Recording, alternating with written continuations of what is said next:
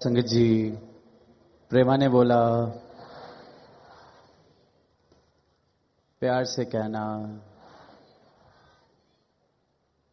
आज यहां मुंबई में ये जो विशाल रूप संत समागम का, जिसके हिस्सेदार हम सब बने हैं, और भरपूर रहमतें हर एक संत, हर एक महापुरुष अपनी झोलियों में भरकर लेके जा रहे हैं, और किस प्रकार से अनेक बार जिक्र हुआ कि यहां आने का कारण, इस मानव परिवार के यहां एकत्रित होने का कारण कोई ऐसा संसारिक विषय नहीं,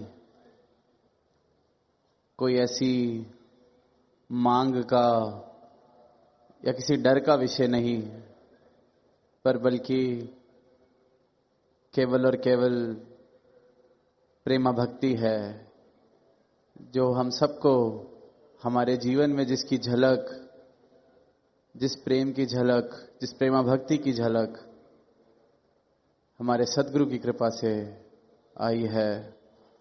तो आज इनकी कृपा करके ही ये जो प्रेम का रस चखने का अवसर मिला है हर एक को अपने जीवन में, तो ये उसी करके सब अपने भाव दर्शा रहे हैं। चाहे चेहरे की मुस्कुराहट है, चाहे आंखों की नमी है, चाहे फिर वो कोई शब्द हैं, गीत हैं। और ये प्रेमा भक्ति की शुरुआत तब हो पाती है जब जीवन में सद्गुरु आके मुझे मेरे भ्रमों से दूर करना शुरू करते हैं। अक्सर हम अवतार वाणी की वो लाइन सुनते हैं, पढ़ते हैं कि सद्गुरु मैनू चरनी लाया, भरम भुले का सब गवाया। कि सद्गुरु ने मुझे अपने चरणों से जोड़ा और मेरे जीवन से सारे भ्रम, सारे भुलेखे खत्म हो गए। मेरी सारी इल्यूजन्स, मेरे सारे मिसकंसेप्शंस, मैंने जिन झूठों के सहारे, जिन सपनों के सहारे न जाने मैं क्या क्या कर रहा था, उन सब सपनों को ये बता दिया कि ये सपने हैं और सच से मेरा नाता जोड़ दिया। तो भरम भुले का सब गवाया। तो अक्सर फिर भी ये सवाल मन में आता है कि इंसान का भ्रमों से नाता बन क्यों जाता है? क्यों इंसान ये भ्रम में रह के राजी है, झूठ में रह के राजी है? कई बार इस सत्य के प्रति चेतन भी हो जाते हैं, तब भी देखते हैं जब सेवा सिमरन सत्संग से अगर दूर होने लग रहे हैं तो ये भ्रम जीवन में जोर पकड़ने लगता है। इस भ्रम की मुझ पर पकड़ वापस मजबूत होने लगती है। तो ऐसा क्या है जो इंसान के मन को भ्रम की तरफ आकर्षित करता है? तो बार बार जब स्थितियां देखते हैं, ऐसे मौके देखते हैं कि भ्रम पाले हुए हैं किसी ने, तो यही देखने को मिलता है कि ये जो भ्रम है, ये मन को बहुत तसल्ली देता है, क्योंकि इन भ्रमों के सहारे ही जीवन चला रखा है। इस धरा पर आया हूं, इस भ्रम को ही सच मान के जीवन जी रहा हूं कि यहां जितनी दौलत, जितनी शोहरत, जितना ऐशो आराम इकट्ठा कर लिया, यही जीवन का असली मोल है। अब संत तो इस बात को भ्रम बताते हैं, पर फिर भी अधिकतर इंसान इसी बात को सच मानकर चल रहे हैं। क्यों? क्योंकि अगर उनसे ये सत्य ले लिया जाएगा, ये भ्रम ले लिया जाएगा, तो फिर वो पूछेंगे फिर करना ही क्या है, फिर जीवन जीने का सार ही क्या है। अगर ये सब जो हम कर रहे हैं इससे कुछ हासिल होना ही नहीं, इस भाग दौड़ से कुछ हासिल होना ही नहीं, तो इससे अच्छा तो ये जीवन ही ना मिलता। ये माया का रूप जिसको भ्रम मान लिया है, संतों ने बता दिया है कि ये भ्रम है। अगर हम इसको भ्रम मान लें तो जीवन जी के करना ही क्या है, जीवन में ऐसा बचेगा ही क्या जिसके लिए जिया जाए। तो सत्य हमेशा जब तक अधूरी तरह से मालूम मिलता है तो बड़ा मुश्किल उसको समझना। इसलिए सदगुरु की ये कृपा कि जीवन में जब सदगुरु आते हैं तो इस सत्य के बोध के साथ मेरे जीवन में प्रेम भी शामिल हो जाता है। एक ऐसा प्रेम जिसमें कोई गर्ज नहीं। अक्सर विचारों में बाबा हरदेव सिंह जी इस पंक्ति को दोहराते थे कि बेगर्ज जना दी उल्फत है और नमाज दी कीमत नहीं मांगते। वो बेगर्ज उल्फत किसे कहा जाता है, अनकंडीशनल लव किसे कहा जाता है, वो ये ब्रह्म ज्ञान जब जीवन में आता है। सदगुरु के प्रति मेरे हृदय में जब प्रेम पैदा होता है तो समझ आता है कि प्रेम किसे कहा जाता है। उससे पहले तो जिसको मैं प्रेम बोलता हूं, मानता हूं, वो भी एक प्रकार का भ्रम है। असल में तो वो एक लेन देन ही है। मनुष्य की इतनी बड़ी सच्चाई कि जो इस धरा पर आया है, जीवन जी रहा है, उसने अपना शरीर छोड़ना है। उस बात को भी इंसान हजम नहीं कर पाता। ऐसे जीता है जैसे ये बात तो झूठ है। तो उसको लगता है कि मैं कुछ हूं। ये एक और इतना बड़ा भ्रम। 100 साल की भी उम्र किसी को मिल जाए और वो सब कुछ हासिल कर ले जो हासिल करने लायक है इस संसार में, 105 साल बाद, 110 साल बाद किसने उसको याद करना है, उसके जानने के 5 साल बाद। तो ये सारे भ्रम, और भ्रम इसलिए क्योंकि इन भ्रमों से हमें सुकून की भ्रांति होती है कि इस भ्रम पे भरोसा इसलिए कर लिया है कि चलो जीवन जीना थोड़ा आसान हो जाए।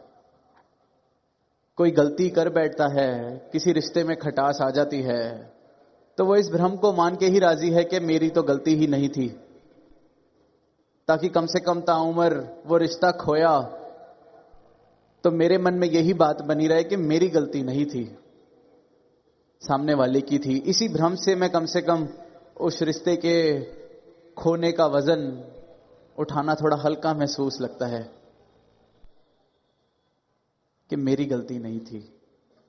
मैं तो सब कुछ कर बैठा हूं उसको बचाने के लिए, चाहे किया है कि चाहे नहीं किया। पर इस बात पर विश्वास अगर मैं कर लूं, इस भ्रम पर मैं विश्वास कर लूं, इस धोखे पर मैं विश्वास कर लूं, तो वो जो नुकसान मैंने उठाया है एक रिश्ते को खोकर, वो नुकसान इतना दर्द नहीं देता। दर्द थोड़ा कम होने लगता है जब झूठ पर इंसान विश्वास कर लेता है। इसलिए झूठ से बड़ा गहरा नाता है इंसान का, क्योंकि सत्य पूरी तरीके से जीवन में किसी ने देखा ही नहीं जब तक सदगुरु जीवन में नहीं आए। तो झूठ के सहारे ही, कागज की नाव पर ही भवसागर को पार करने में लगे हैं। और कागज की नाव पता है डूबनी है।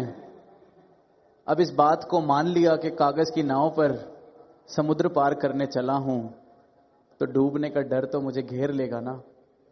अगर ये बात पर मैं विश्वास ही ना करूं, इस बात को मैं सोचूं ही ना कि मेरी जो नाव है वो कागज की है, तो थोड़ा आराम मिलता है कि शायद मैं पार लग जाऊंगा। अब इंसान ये नहीं समझता कि जब तक इस बात की समझ नहीं आएगी कि कागज की नाव पर सवार हूं, ये तो पता है कागज की नाव ने डूब जाना है। जब तक ये बात का एहसास नहीं होगा कि कागज की नाव पर सवार हूं, तो फिर असली नाव ढूंढने की भी आवाज कहां से जीवन में आएगी। तो ये भ्रम कि कागज की नाव पर सवार तो हैं, पर इस भ्रम में ही खुश हैं कि हमारी नाव कागज की नहीं है। थोड़ा आराम मिलता है। जिस दिन डूबना है डूब तो जाएंगे, पर जितने दिन ये कागज की नाव चलेगी उतने दिन थोड़ा आराम से सफर कर लिया जाएगा। दास अक्सर एक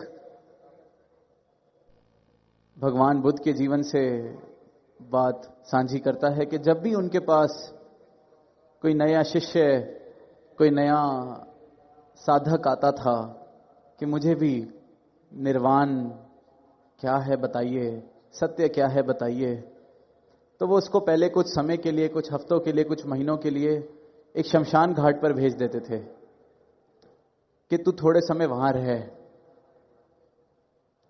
तू कुछ समय वहां रहेगा, आते जाते देखेगा कि इंसान मृत्यु के बाद उसके शरीर की क्या कीमत है, क्या वैल्यू है।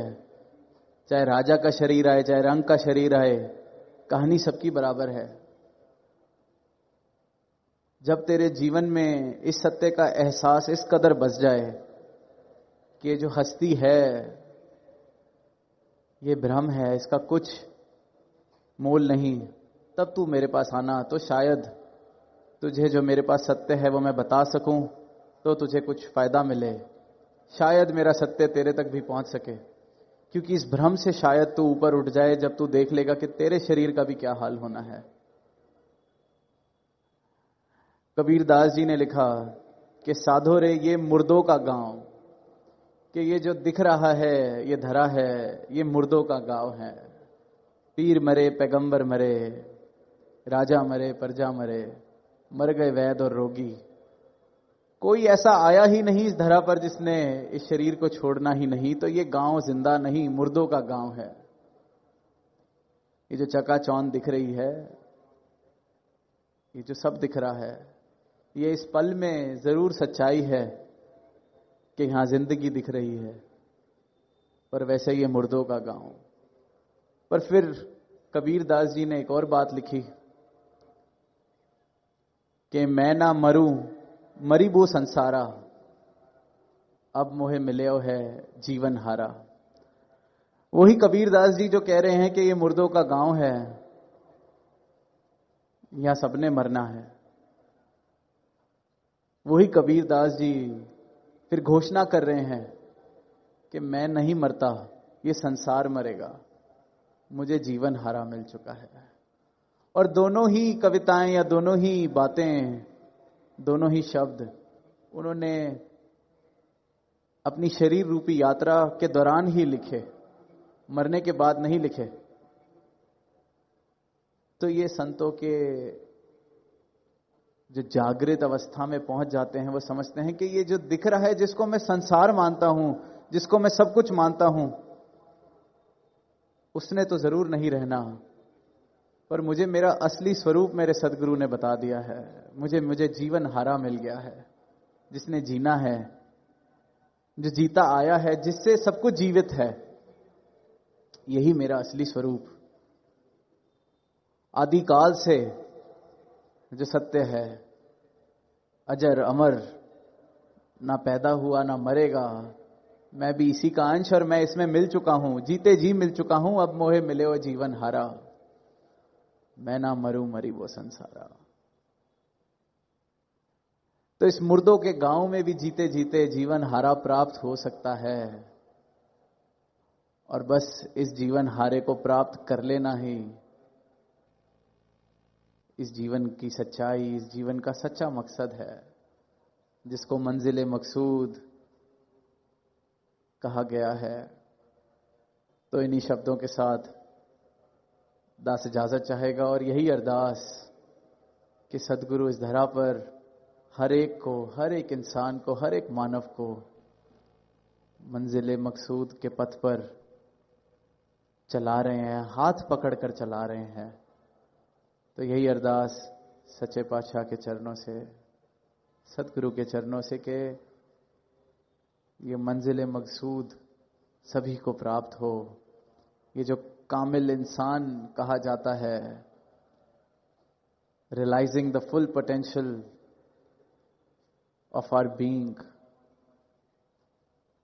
ये इस तल पर जाकर, इस स्तर पर जाकर जीवन जिए जाएं। आपका ब्रह्म ज्ञान जब जीवन में आ जाए तो फिर ये जीवन अधूरा अधूरा नहीं, पूरा का पूरा इस परमात्मा के साथ मिलकर, इस परमात्मा में एक बूंद जो सागर हो जाए, इस प्रकार मिलकर ये जीवन जिया जाए। ऐसी कृपा आप जी हर एक संत पर, हर एक इंसान पर बनाए रखना, प्रेम से कहना।